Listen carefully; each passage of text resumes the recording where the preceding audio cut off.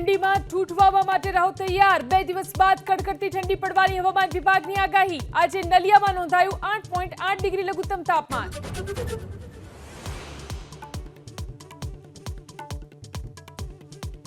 મહાકુંભ જવા માંગતા શ્રદ્ધાળુઓ માટે ખુશખબર। 4 ફેબ્રુઆરીથી સુરત, વડોદરા અને રાજકોટથી દોડશે એસટીની વોલ્વો બસ। અમદાવાદથી દોડશે વધુ એક બસ।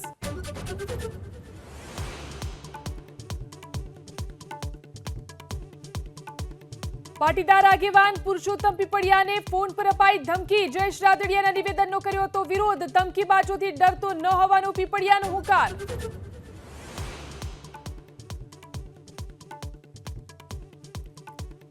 સુરતમાં ઝડપાયા 2 ખંડણીખોર। મિલ માલિકોને ખોટા ગુનામાં ફસાવી દેવાની ધમકી આપતા ખંડણી માંગતા 45 લાખની રોકડ રકમ સાથે ધરપકડ।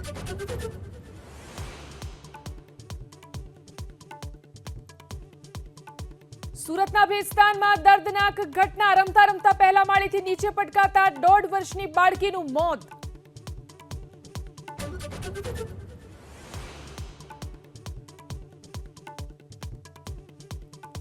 અમદાવાદના ઘાટલોડિયાની સઘન ગ્રબ રેસ્ટોરન્ટને કરાઈ સીલ। ડોસા આરોગ્ય બાદ કેટલાક લોકોને થયા હતા ઝાડા ઉલટી। સંભાર ખીરાના સેમ્પલ મોકલાયા લેબમાં।